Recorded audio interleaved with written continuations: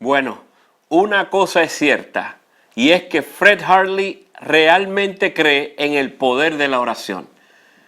Yo supongo que casi todos los cristianos dirían que también creen en el poder de la oración. Pero a menos que yo esté muy equivocado, a la mayoría de nosotros se nos hace mucho más fácil hablar de la oración que orar. ¿Alguna vez se ha preguntado cómo hubiera sido ser uno de los 12 discípulos de Jesús? ¿Se puede imaginar haber estado allí cuando Él calmó la tormenta o cuando dio de comer a los 5,000 o aún más cuando Él llamó a Lázaro a salir de la tumba? ¿Cómo sería tener a Jesús de instructor personal? ¿Qué le pediría a usted que Él le enseñara?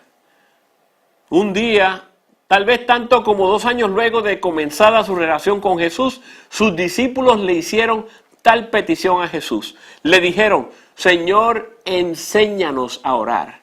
Esa petición es importante por varias razones. En primer lugar, aunque Él les había instruido acerca de muchos temas diferentes, esta fue la única cosa que ellos le pidieron a Él que les enseñara. Yo hubiera pedido algunos consejos acerca de cómo hacer milagros. Hubiera sido excitante poder sanar a los enfermos y caminar sobre el agua. Quizás le hubiera pedido que me enseñara cómo predicar y enseñar, y ya que fui superintendente de distrito por varios años, definitivamente hubiera pedido entrenamiento en el área de resolver conflictos. Los discípulos aparentemente pensaron que todas estas destrezas quedaban en un segundo plano. Ellos querían saber cómo orar. En segundo lugar, la petición sorprende por el tiempo en la cual ocurre. Estoy seguro que el día que comenzaron a seguir a Jesús, casi todos los discípulos, ante la pregunta, ¿sabes cómo orar?, hubieran contestado que sí. Claro que sabemos orar. Hemos estado orando toda nuestra vida. Tenemos por costumbre orar en las sinagogas y cada vez que hay un servicio de oración en el templo, estamos ahí. Algunos de estos hombres incluso habían sido enseñados a orar por Juan el Bautista. Pero luego de muchos meses caminando con Jesús, casi 24 horas al día, 7 días a la semana, habían cambiado de parecer. Solo luego de ese internado extenso, habían concluido que, contrario a lo que pensaban anteriormente, conocían muy poco o tal vez nada acerca de la oración. Durante su internado, los discípulos habían observado que todo lo que Jesús hacía, y más importante, todo lo que Él era, procedía de su vida de oración. Si usted lee los evangelios cuidadosamente, especialmente el evangelio de Lucas, verá que casi todos los eventos más importantes en la vida de Jesús, desde la narrativa de su nacimiento hasta su ascensión al cielo, se entrelazan con una referencia a la oración. El ángel que anunció el nacimiento de Juan el Bautista apareció mientras Zacarías estaba orando. María y José traen al bebé al templo y se encuentran con Simeón y Ana orando. Luego de Jesús ser bautizado por Juan, Lucas nos dice que mientras él oraba, los cielos se abrieron. La paloma descendió y la voz de Dios se oyó del cielo.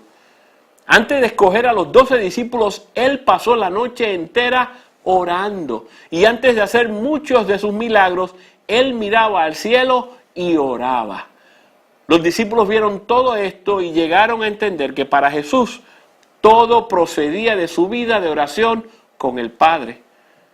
Más que cualquier otra cosa, ellos querían ser como Él. Él les modeló una vida de oración y ellos le pidieron que les enseñara a orar así. Jesús honró su petición y les enseñó cómo orar. Y ellos aprendieron lo que Él les enseñó.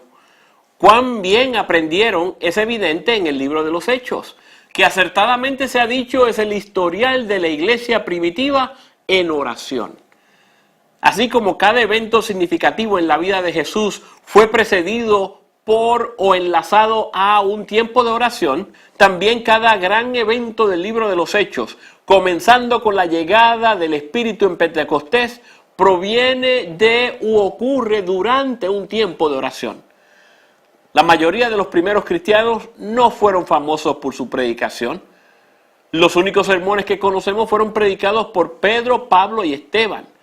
Ellos Sin embargo, eran famosos por sus oraciones, y el libro de Hechos, que da a entender que las reuniones de oración de la iglesia primitiva en el primer siglo eran muy concurridas.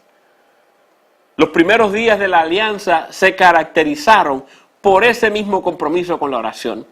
A.B. Simpson y los hombres y mujeres que se unieron a él sabían cómo orar. Ese era el secreto de su increíble vitalidad y productividad. Ellos comprendían las palabras de Jesús: separados de mí, nada pueden hacer. Y esas palabras los condujo a estar de rodillas.